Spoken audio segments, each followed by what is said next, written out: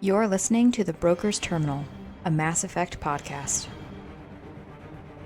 This month on The Broker's Terminal, Season 1, Episode 3, we speak with Tanaya Rivers, a cast member of the Mass Effect tabletop RPG podcast, Mass Effect Adventum. Thank you for listening. This is The Broker's Terminal, a Mass Effect podcast. Hello, welcome to what do we call it? The Broker's Terminal. I almost said Mass Effect Adventum because I got excited.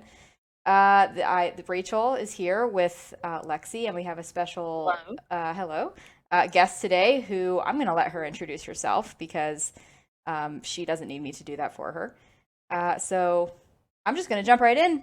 You have the floor. So hi, I'm Tanaya. I play Jaizira on Mass Effect Adventum podcast, tabletop RPG narrative sci-fi podcast based in the Mass Effect universe. You may know me as Riri, which is my name on Twitch, where I stream 3 to 4 times a week. But yeah, other than that, just chilling. Awesome.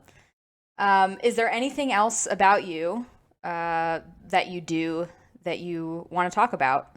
I know that sometimes I see you like I have to do some editing or things like that. Well, yeah, so I pretty much like my day job is as a freelancer. I do video editing, cinematography, producing, writing, as well as some directing as well. And right now I'm employed full time at a company called Rock the Bells, which is a startup company founded by LL Cool J. Cool. No pun intended. And it's a playoff of his song called Rock the Bells, which was like one of his older songs. And it is similar to kind of like, if I can give an example, like Complex sort of, but heavily music based. They actually have a Sirius XM channel called Rock the Bells as well, where they do some content on there. But I am a part of their video production team that we're building out. I also am currently freelancing a little bit for Jubilee, like on the side. Cool. And also doing sound editing for an animated show pitch. So yeah, I'm kind of doing too much. And I'm working on a comedy album as well on the side because I do comedy. In case you know me from my TikTok, that's a majority of where, or my Twitter, that's a majority of where my comedy content gets posted. Yeah, and I was just thinking as soon as you said comedy, I was thinking to myself like, man, I'm so often like DMing you on Instagram about the TikToks that you post there, and because they're Yeah, so she's funny. like, please take this down. Yeah, no, that's never what I say. I'm usually like, Calling the police. wow, you're hot. That's usually what I'm sending you. But like in a polite way, not in like a gross way, like you tell people not to do. So hopefully I'm not the person you're talking about. No, not at all. Yeah, well, I do. I always jump in with just like a personal thing about video editing, just to shout my dad out, who my community knows because we recently I did a stream with him here, sort of just like answering questions. My dad is an Emmy Award winning video producer. Oh dang! Yeah, What shows? so they're all technically like Southeastern sports shows. I will throw that out there. But they're related to the Tampa Bay Rays. I know we were just talking about them before we started recording. He did a lot of work with the Lightning, the hockey team here. And he's had his own video production company for almost 40 years. He's about to retire. But I always get very excited when people say they do that because I'm like, hey, you know what? Like, if you really ever need somebody to consult with, my dad loves, he would be like, please don't tell people this, but he loves consulting. So, like, I'm happy to connect you with him if you ever need like something like that. And now it's not recorded. So, like, I have to do it now. But yeah, so That's cool. yeah, he's been doing it a long time. Yeah. Yeah, so let's see. Perfect. So we know who you are now and what you do. I knew already, and Lexi knew, but now everybody knows. Well, yeah, I'll admit I hadn't listened to it before, and obviously we're going to get into it later. But it's really nice to know like what kind of folks have come together through their love of Mass Effect, and we talked about this in our first episode. about the sort of community around a video game, and how Right. wide expanding that is. And I think that's really fascinating. It brings in people from all walks of life, really. It truly does. Like before doing Mass Effect Eventum, I actually had only done a one-shot campaign. I had never really played a full campaign of D&D. So it brought me into that space, which I'm now ingrained in, like I'm more of a sci-fi fan, so that's kind of why I gravitated towards wanting to do the podcast. And of course my love for Mass Effect as well, but when they said it was going to be tabletop RPG, I was like, I've never really done this before, and I was apprehensive about it. And I think like the first few episodes, I talked like very little because I was so nervous. I think And I then vaguely I was remember just, that. Yeah. yeah, and I was just like, all right, well, and then the more and more episodes that we did, I was like, oh, this is, fun. It was just like I forgot about my nervousness because I was just having so much fun, like telling these stories with my friends. Yeah, that's awesome. And I do think that was a question Lexi was going to fold in there. This always happens, right? Like you have an idea, Oh, I something know. you want to ask, and then the person ends up talking about it, which is great. Yeah, I kind of have that issue where I'm on podcasts and I like play host in the Oh, it's great. podcast and No, I'm that's supposed to fine. be guest. I'm No, sorry. No, that's never. no, Yeah, it's no. good. It's natural conversation, right? We're just here chilling. Yeah, I was gonna say, like, with RPG experiences. So you'd only done one shot campaign before that. Was that also sci-fi based? That was no, it was more so fantasy. I can't recall it exactly because it was like in person one that I did. Um, Mm. yeah, it was just like a fantasy based one. I played like I think I played like a wizard or something. Oh, cool. Something generic like that. Sure.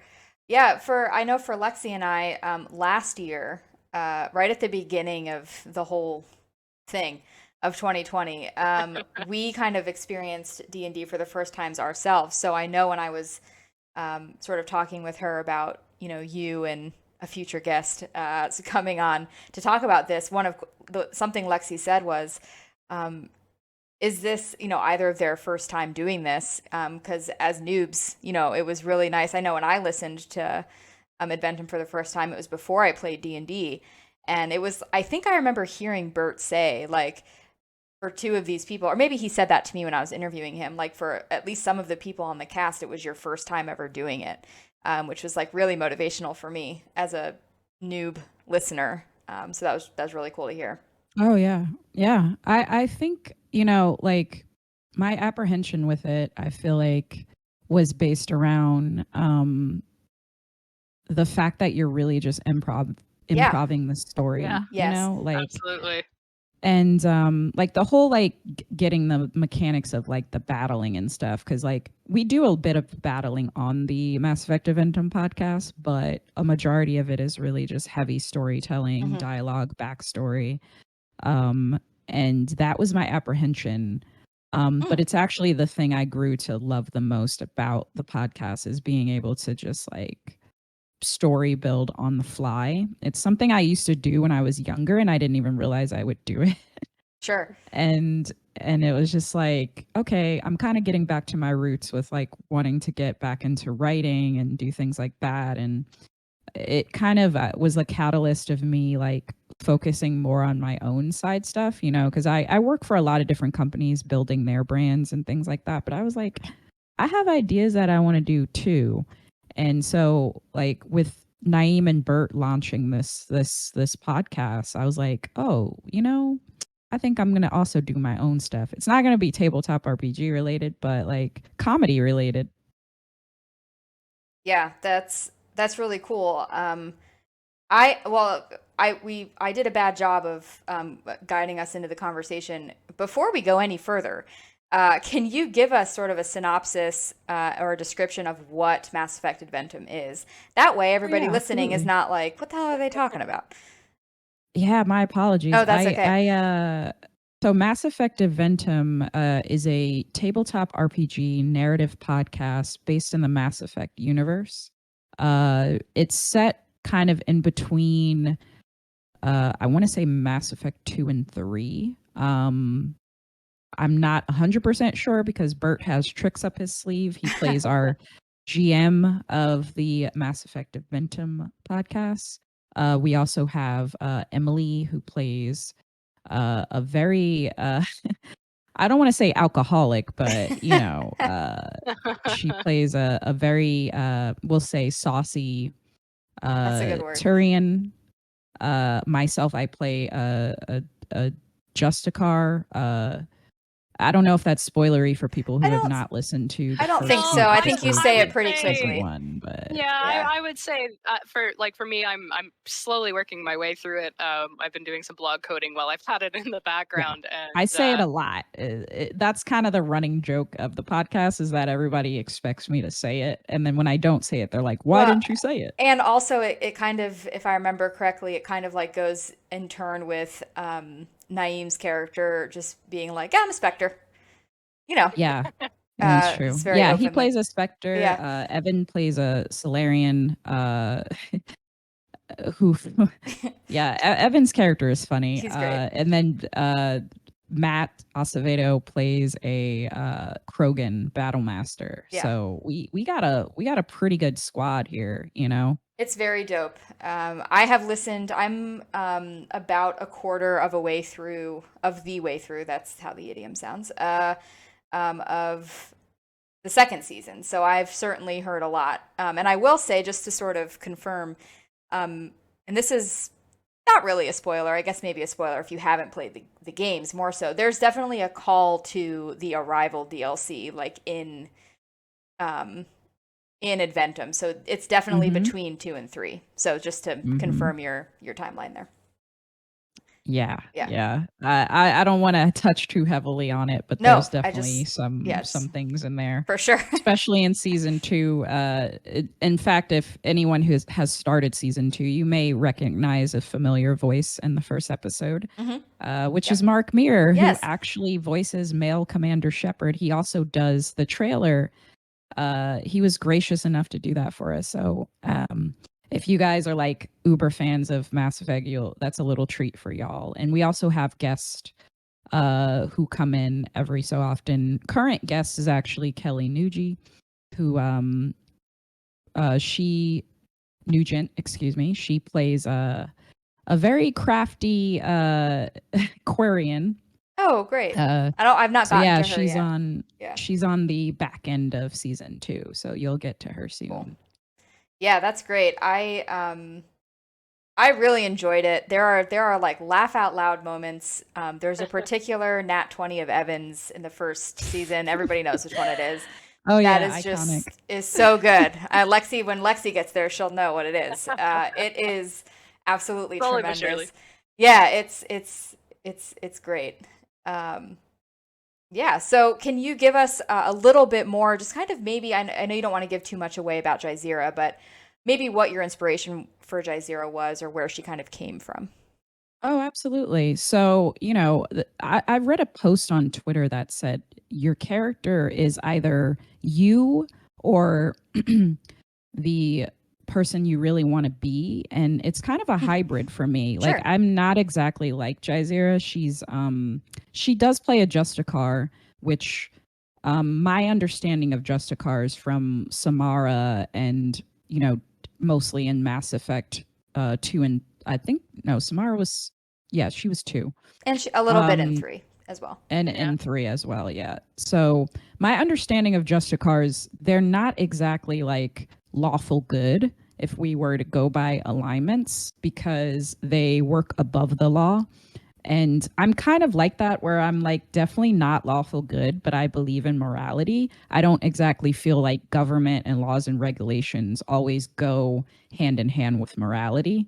I mean, we've seen laws passed that segregate people by their race. So I'm always of the sort of Captain America idea of like, do the right thing even if the government doesn't want you to, type of thing, like Civil War Captain America. Yeah. And that's very much who Jazeera is. Like, she's like does renegade things, but not necessarily to not like do the right thing or protect her family unit. Does she always choose the right thing, though? No, she's made a lot of mistakes. In fact, oftentimes it will get us into a lot of different shenanigans that we then have to roll out of. But for the most part, she is very, very like heavily like basically think of Vin Diesel's character in Fast and Furious. Like she's very connected to having an idea of family, and she definitely considers the rest of the Mass Effect Adventum crew, the Rubicon crew, I should say, or Rubicu. I like that coin term that someone came up with. Yeah, that's fair. I haven't that we heard it have. yet. I Oh, I love didn't that. see it in the Rubicu. Discord. I missed it. That's Yeah. great. That's very good. Because our ship is called Rubicon for Right. anyone listening. So Right. But anyway, That's yeah, great. she considers them like family. You kind of learn this a little bit in the first like few episodes that she has some ties of not really knowing her biological family as well. And she actually that's how she gets in with the Justicar. I want to say sort of uh, what's a good word for like not conglomeration, but like Like the Like faction. uh, like a sense kind of of. camaraderie. No, I'm trying to think of the word. Sorry, brain fart No, That's again. no. okay. Mornings. It's fine. But yeah, she gets into the monastery. That's what I was Okay, thinking there of. we go. And that it acts as a sort of family unit for her. So the conflict that she goes throughout most of season 1 and especially season 2 is uh prioritizing her former family, or her monastery family, with her current family, which is the Rubicu. And also dealing with having to make moral stances that go against their mission. There are times where she's like, oh, you're stealing this, no, we can't. Like she has morality, but it's not necessarily like always tied to this is illegal. Like she's really about protecting uh those who she feels is her family unit, and also uh not wanting to disappoint them as well. Like it is a very difficult uh rope that she is walking right now, and especially in season 2.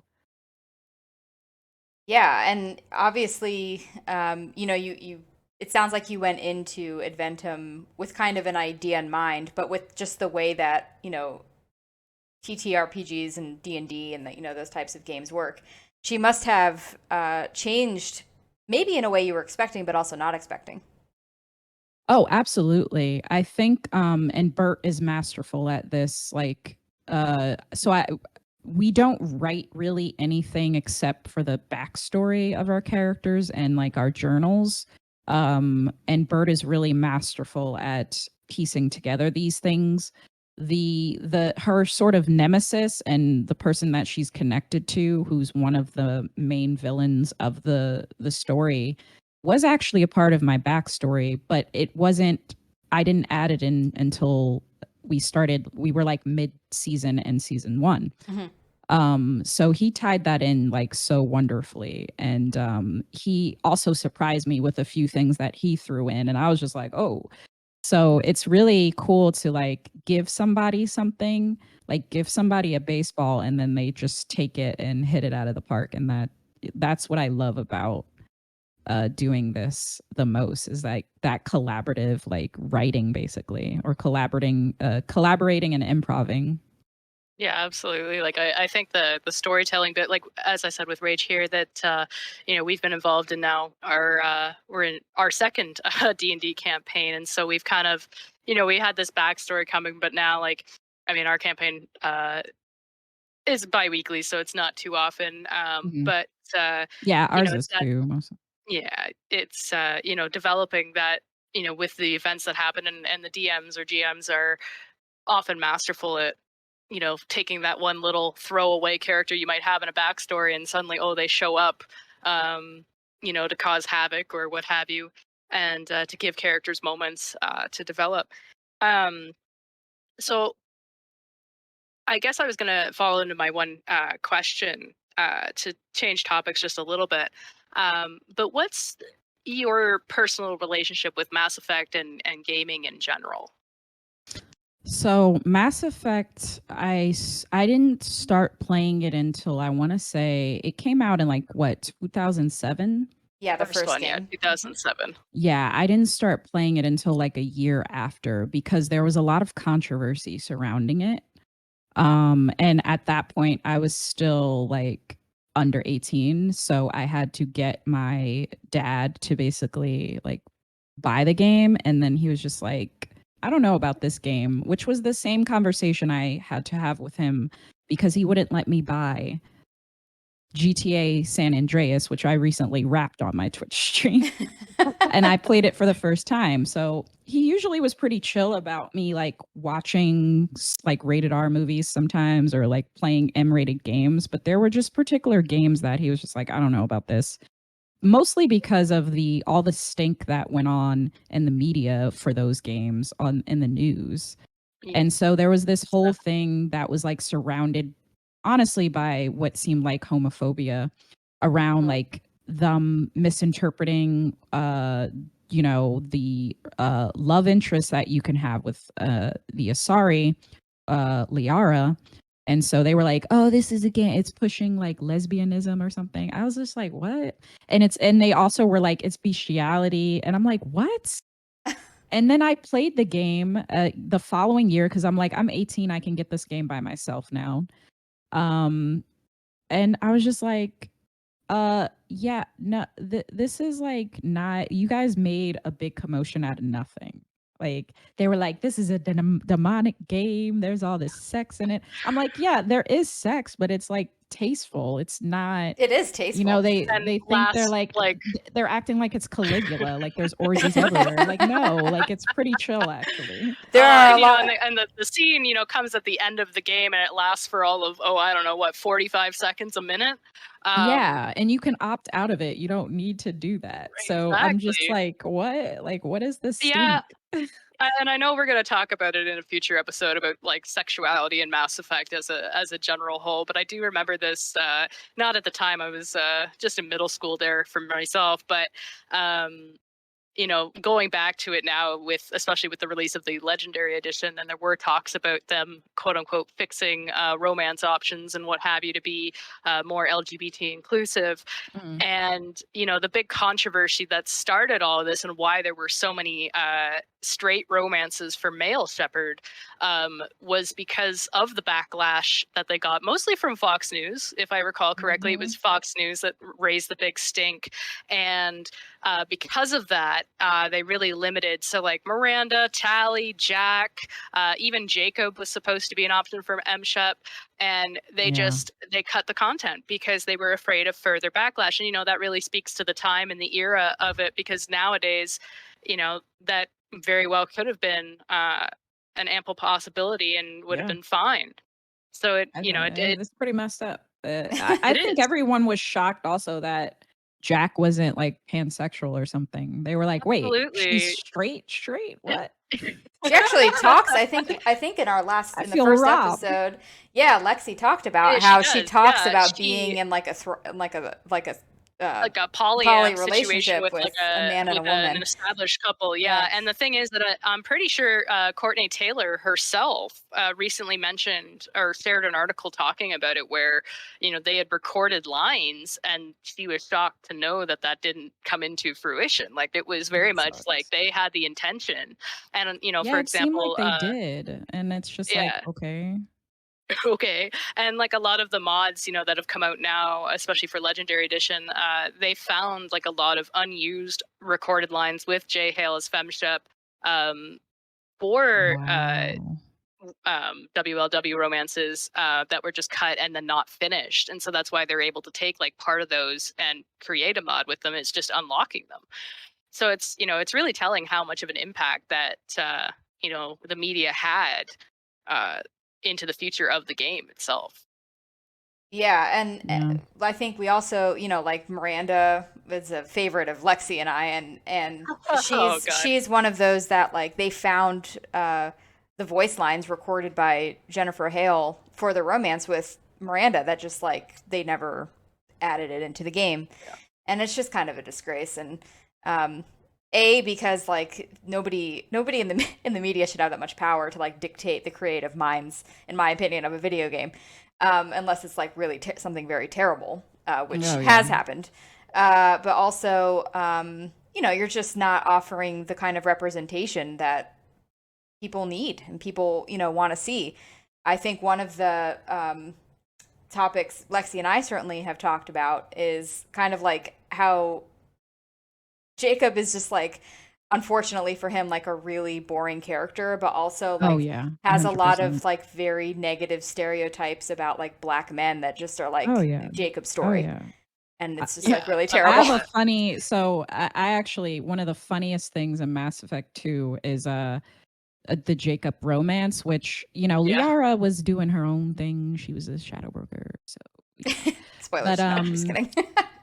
I definitely romanced Liara in the first game because Kaden was boring and Ashley was racist. So that was my option. And then she was gone. So I was like, oh, you know what? Let me see what Jacob's about. Let me see what's going on there. I played as FemShep in my first playthrough. And, at first it was fine, but then, there were definitely some stereotypes.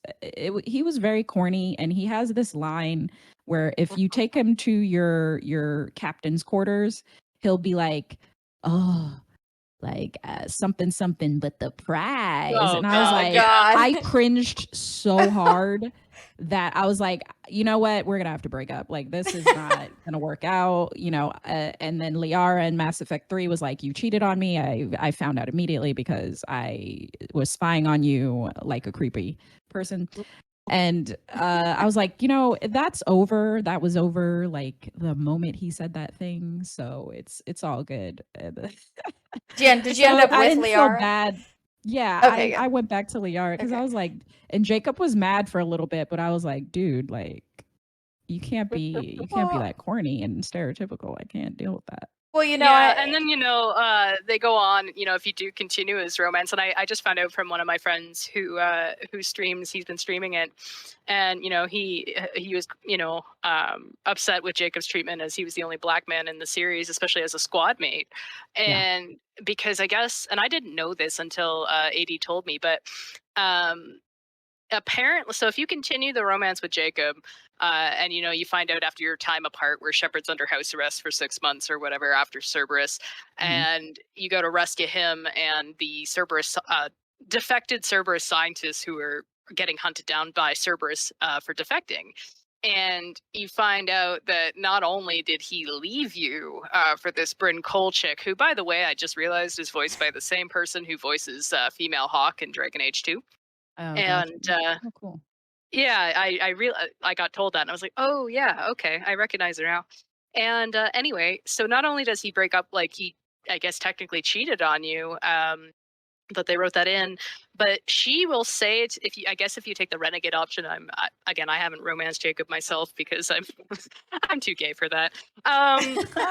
But she'll tell you that she knew Jacob was with you, but pursued him anyway because he needed someone that was quote unquote around. And I went, terrible. Oh, yeah, wow, that's he's awful. no, his character, I mean, to be fair, like, I think Miranda and him are like debatably characters. I think they try to make them a little better in the remake, but they're Cerberus, so I guess that kind of fits, because you can't be entirely that great of a person if you choose to work for Cerberus. So I should have known better. Mistakes were made. Sure. Yeah, and Lexie and I can we can defend Miranda another time, but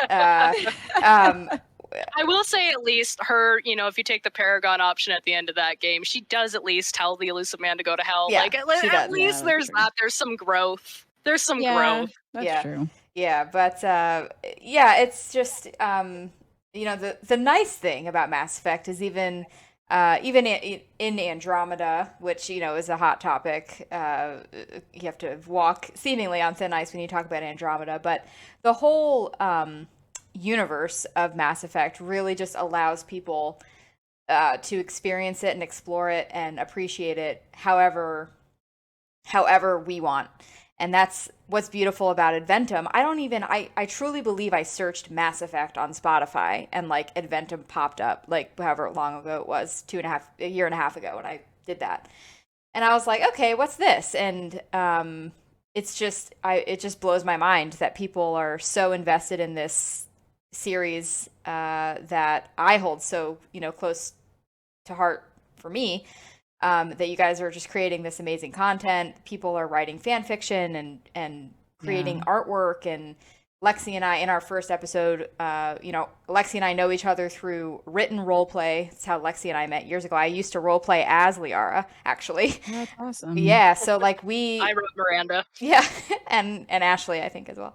And so Yeah. yeah, and That's so cool. just that's when I came across Adventum. I was like, holy cow, these people are basically doing what I was doing, but with their voice.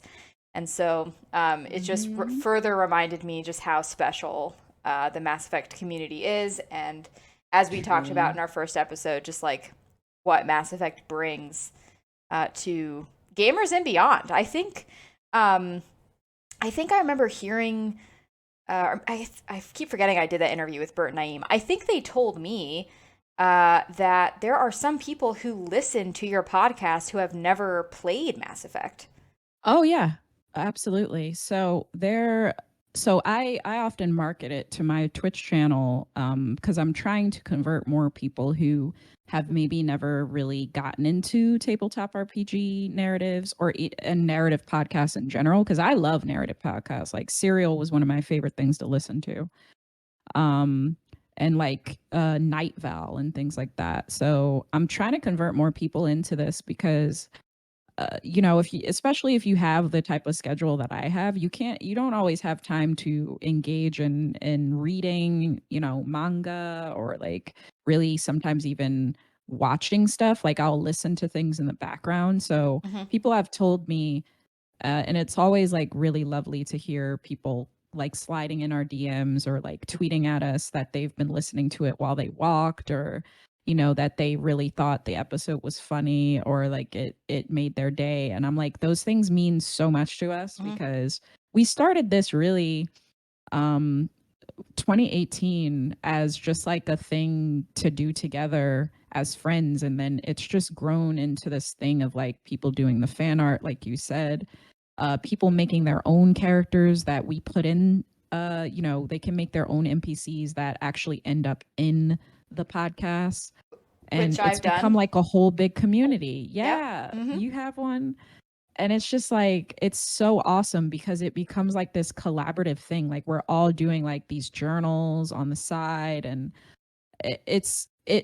it really is like the foundation of course is Mass Effect and the games being just dope as hell, but it's also become like hey like people will recognize like oh yeah you play Jazeera on this thing like I'll go into Hyper RPG's channel and people will know me specifically from Mass Effect Eventum podcast and I'm like this is so dope, but there are definitely people within my community who have never really watched like Critical Role or anything like that who are like yeah, no, you said, they're maybe fans of me and they're like, I'm gonna check it out. And then they're like, oh, I actually like this. What type of like thing is this?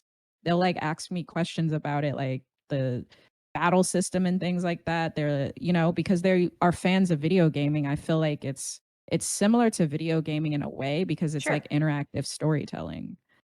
Yeah, So you're literally like the second or third person I've ever heard use interactive storytelling as a way to describe gaming, which maybe because I'm not asking people questions like this, but that's how I ended up sort of relaying my interest in gaming, specifically to my parents, who have always been very good about like supporting my brother and I when we were like in whatever the heck we liked. But I remember the first time I really explained, like as an adult, because my dad would be like, "Why are you not wasting time, but like, why are you spending all this time playing these video games? And he knew when I was a kid that I was very much into like Harry Potter and kind of immersing myself in the world. And I explained to him, I was Mhm. like, it's the same as reading. It's the same as enjoying a movie, except I get to do it. I am making the decisions and the choices. Yeah. And ever since then, he's been very receptive to understanding more. So it's not really just about like running around and killing people like Oh in yeah, these games, absolutely. like those GTA games. They're terrible. No, I'm just kidding. But my dad, by the way, my dad was the exact same on the stream that he did with me. He said this is one of our favorite stories, but he didn't let me watch the movie Grease until I was Oh, 13. that's so funny. He Oh my didn't want me gosh. to think and I quote, he didn't want me to think I needed to be a slut to get a man, Oh my which is basically what gosh. happens in Greece. So he would have said the same thing about GTA, certainly, just so you know. So Yeah, I mean, I get it. My dad's reasoning for not wanting me to play GTA San Andreas, which is funny to me because he was totally fine with me playing Vice City. Yeah. But so the specific reason is really because of the betrayal of black people in oh, that game, sure. just like the gangs and stuff. And I have family members and stuff that are in and out of Bloods, and so he Mm, just didn't want to bring that sort of culture to me. sure. He's like very like adamant that I not get tied in with that. I'm like, Dad, I'm not going to become a Blood if I play GTA San Andreas. Like, you know, Yeah.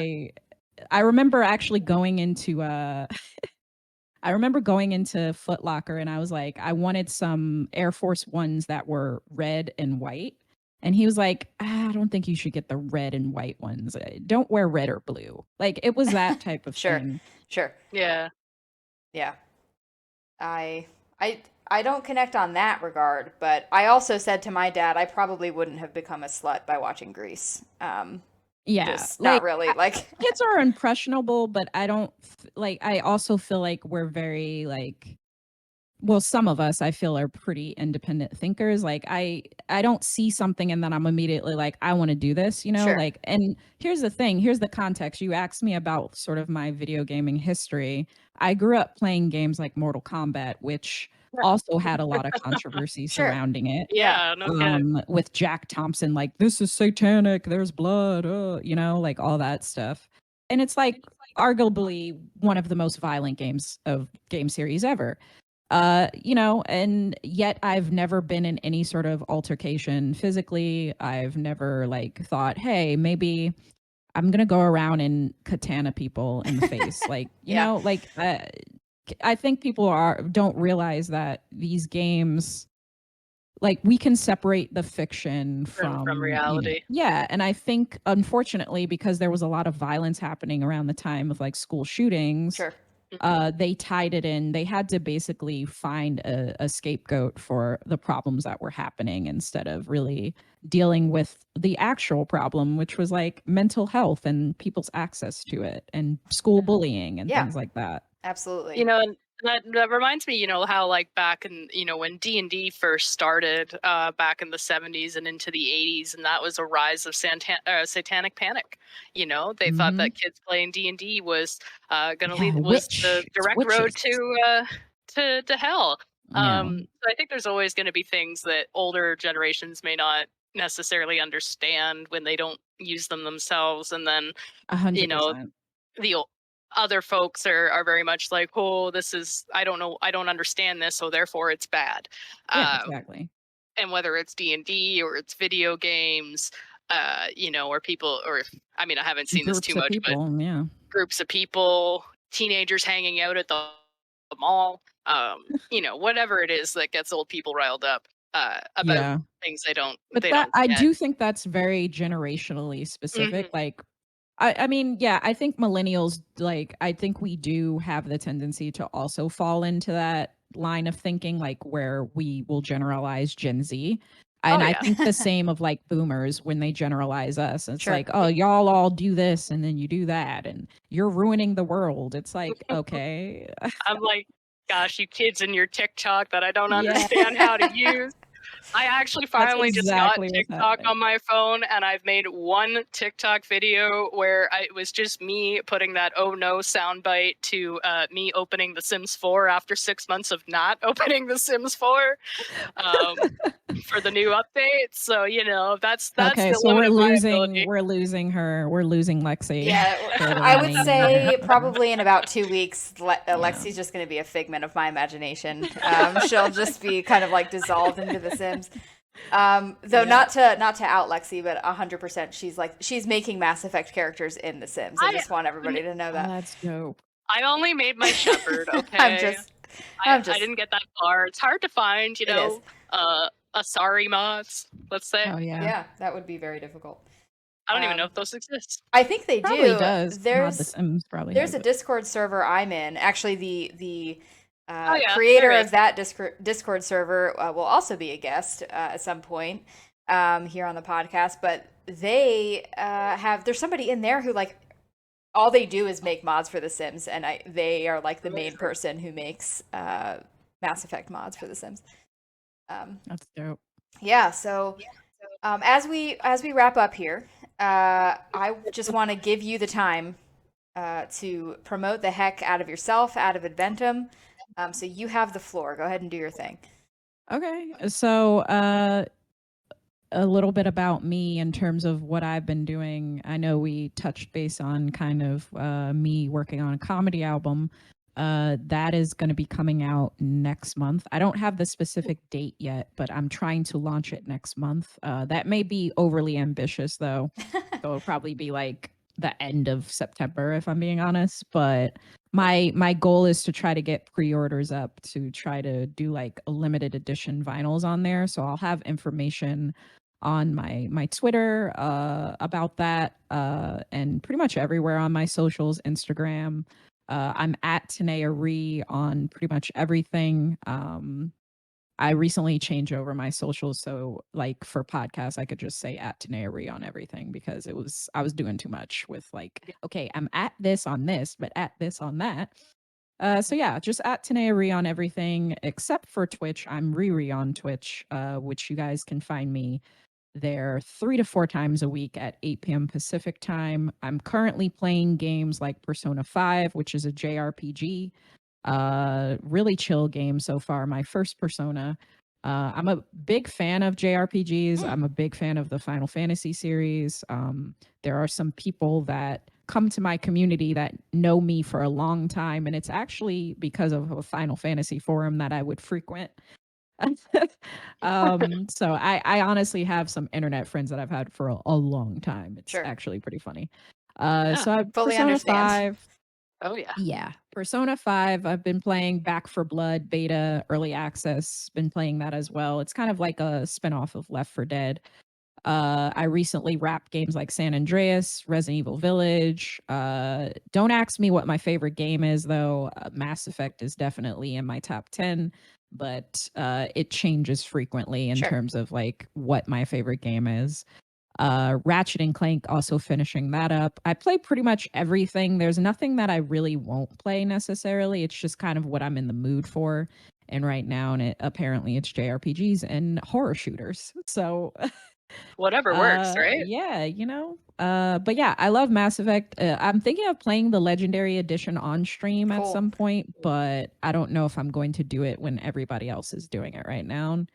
Also because they are long games, They and are. so there's a lot of grinding in it. Oh yeah. So there may be a balance between offline and online play, and if I'm being transparent, I do not have a lot of time right now for offline play. Sure. But there is one game that I have been playing offline, and it is Pokemon. Perfect. So Classic. yeah, and it's gonna also be Phoenix Wright because I love the Phoenix Wright series a lot, and the new one recently came out. So I'm gonna get that for my Switch Lite and do a little playing on the side for myself. Nice.